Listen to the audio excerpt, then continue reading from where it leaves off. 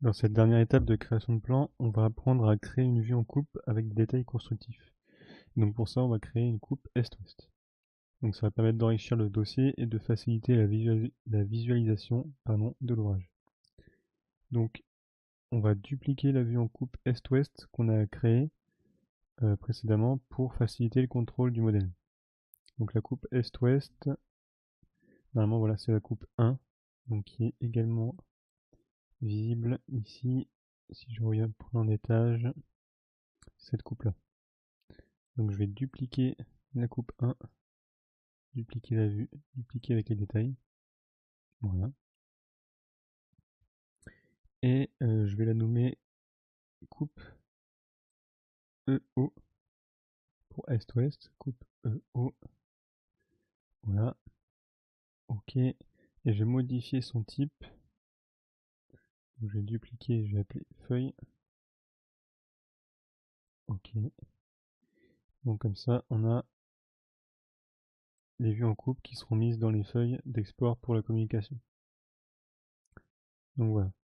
Donc le premier truc qu'on va faire, c'est préparer notre vue. Donc on va masquer les éléments inutiles et qui potentiellement vont gêner la lecture. Donc par exemple les plans de référence.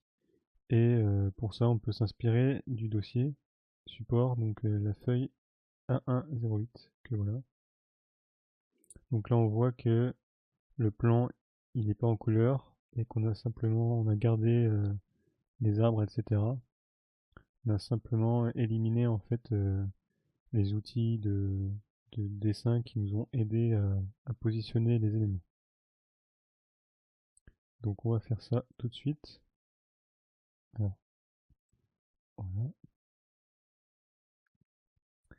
Donc le quadrillage n'est pas visible. Donc je vais masquer le quadrillage dans cette vue. Voilà. Donc ensuite on a dit on se met pas en couleur.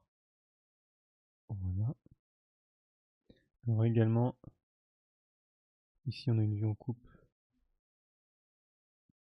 On va un petit peu agrandir. Voilà. On va également pouvoir un peu agrandir ici la hauteur, la définition de la coupe. Raccourcir un peu ici sur les côtés. Voilà. Donc ce qu'on va faire dans un premier temps, c'est qu'on va masquer ici les plans de référence. Donc masque dans la vue, catégorie. Voilà. On va également ici réarranger un peu les niveaux pour qu'ils soient lisibles. Donc ici, je vais scinder le symbole de niveau, ici également. Donc là, voilà, on est plus lisible. Donc là, au niveau de la visibilité, on est pas mal. Au niveau de la poutre, au niveau, pardon, de notre vue. Et donc, ce qu'on va faire maintenant, c'est que on va pouvoir coter donc cette vue-là. Donc ici, on est sur une vue en coupe qui est en élévation, contrairement au plan qu'on a fait précédemment, qui était des plans en vue de dessus. Donc là, un élément typique en fait de la cotation des vues en élévation, c'est les codes d'élévation. Donc elles indiquent le niveau des sols des éléments constructifs. Donc pour remplacer, on peut aller dans l'onglet Annoter, ici. Et donc on a code d'élévation, ici. Et donc on va choisir ici le type de code d'élévation, aucun symbole, projet. Voilà. Et donc là, on va pouvoir placer ici des codes d'élévation au niveau, par exemple, du premier étage, pour indiquer, donc du haut de la mezzanine, pour indiquer le niveau de la mezzanine. Donc là, on a une flèche qui se crée, donc ce qu'on peut faire, voilà, on clique une première fois pour fixer le haut de la flèche, et une deuxième fois pour fixer la fin de la côte. Et voilà.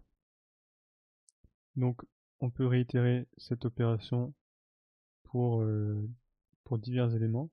Donc, par exemple, pour la toiture, pour indiquer le haut de la toiture. Donc, aucun symbole projet. Il faut arriver ici à trouver le haut de la toiture. Voilà. Donc là on a mis notre 13 par exemple. Donc je peux décaler un peu ici la définition de ma vue. Voilà. Je vais indiquer. Donc là on va dire que pour les niveaux, les cotes en élévation on est pas mal. On peut indiquer également des cotes linéaires. Donc alignées, pardon. À noter alignées. On va choisir ici les faces de mur. Et donc par exemple on peut indiquer la distance ici entre les poutres.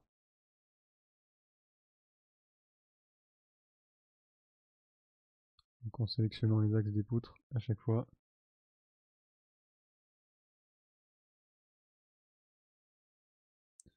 Donc les dernières poutres qui restent. Voilà. Donc là on peut passer cette cotation ici par exemple. Donc là pareil, on est un petit peu gros au niveau des cotations, donc je diminue l'échelle pour que ça soit lisible. Voilà. Donc je vais déplacer ici les cotes, je vais remonter un peu. Ok. Donc voilà, ce qu'on peut également coter par exemple, c'est ici au niveau du vide sanitaire. Donc aligner. Par exemple, pour avoir la profondeur ici des fondations. Puis donc à ce niveau-là, à ce niveau-là. On va prendre par exemple, si on veut l'épaisseur de béton, l'épaisseur d'isolant, et ici les épaisseurs pour le parquet.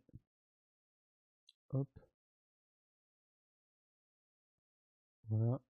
Ensuite on peut venir monter directement jusqu'au faux plafond.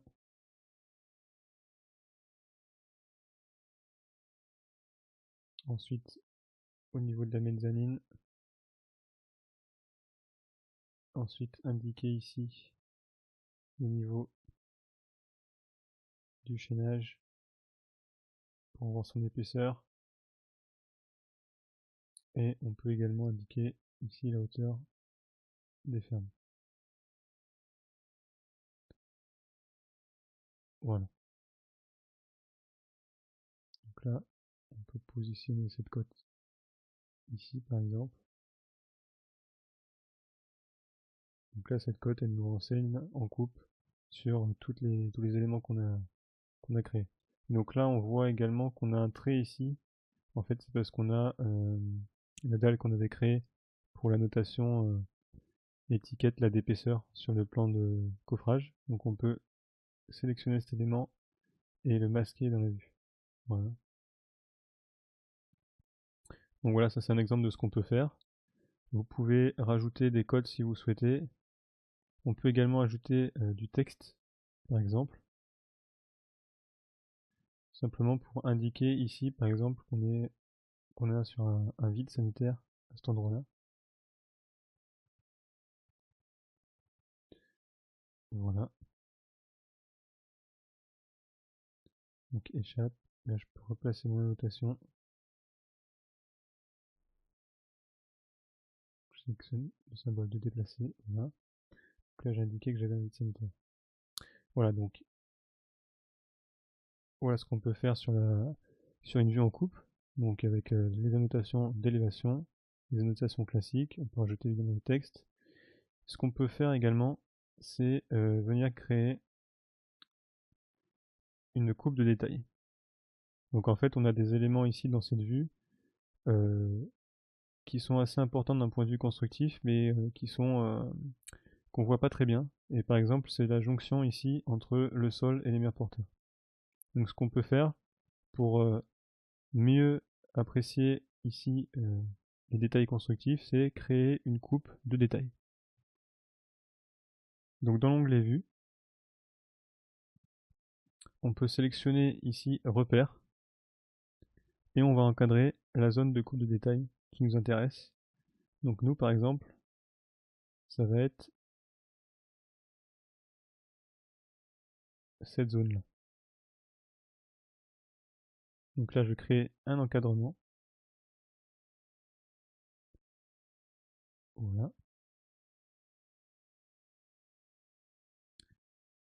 Et donc, on voit qu'il y a une vue en coupe, repère 1, qui est créée dans l'arborescence du projet, normalement. Voilà, coupe EO, repère 1. Donc, ici, je peux changer ici la position de mon symbole de repère de coupe pour qu'il soit visible plus facilement, on va dire, dans la vue en coupe. Voilà, donc je vais décaler un peu, comme ceci. Voilà. C'est pas très droit. Voilà, donc là c'est bien. Et du coup, je vais pouvoir aller sur cette coupe-là. Donc pareil, cette coupe-là, elle sera dans la feuille. Donc ce que je vais faire tout de suite, c'est que je vais modifier son type. Et je vais mettre feuille. Voilà. Donc elle va être dans coupe feuille.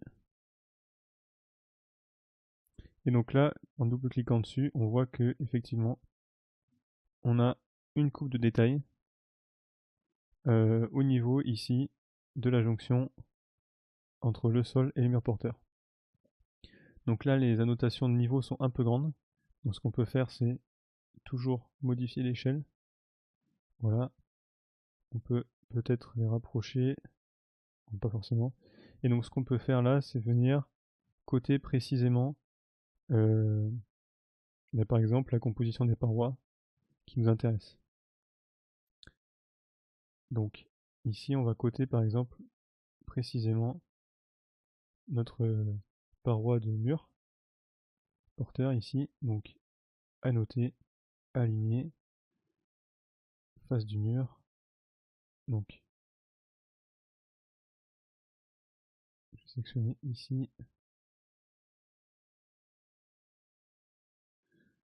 Donc là, a priori, si je mets face du porteur, est-ce que ça marchera mieux? Ouais.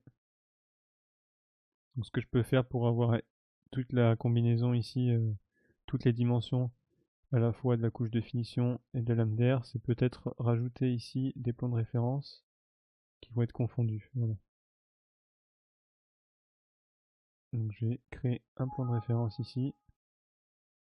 Donc là on me dit que les éléments ne sont pas visibles dans la vue, tout simplement parce que ici dans visibilité graphisme, ils ne sont pas sélectionnés, donc je vais les mettre ici comme étant visibles, appliquer, voilà.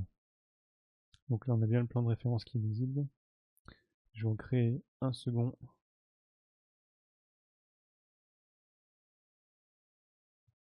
À cet endroit-là. Voilà. Un autre ici à l'intersection. Un autre ici. Et un autre ici.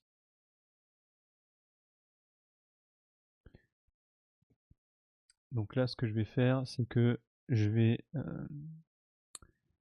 du coup annoter désormais. Donc on va voir si on arrive. Voilà. Donc là, je sélectionne la première face du mur, mon plan de référence, mon autre plan de référence, celui qui définit ici la lame d'air, ensuite le béton et le crépi. Et voilà. Donc là, pareil, les annotations sont un peu grandes toujours. Donc on va diminuer encore ici leur taille. On peut y aller encore. Hein. Voilà.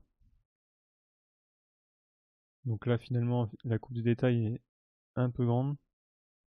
Surtout si ce qui nous intéresse, c'est vraiment la composition de la paroi. Donc ce qu'on va faire, c'est la remonter. Voilà. Ici, on va la recadrer un peu. Comme ça, en zoomant, on voit bien ici les côtes. Donc là, c'était pour la composition ici du mur. Ce qu'on peut faire également, c'est ici ajouter une cote d'élévation sur le niveau. Voilà. Comme ça, on va exclure ici cet élément de la coupe de détail. Donc, j'ai remonté un petit peu ici ma cote d'élévation. Et on peut également définir ici la profondeur, enfin les épaisseurs des couches de sol. Donc de la même manière, on va créer, donc on va voir déjà si on arrive à le faire. A priori, on va y arriver. Voilà.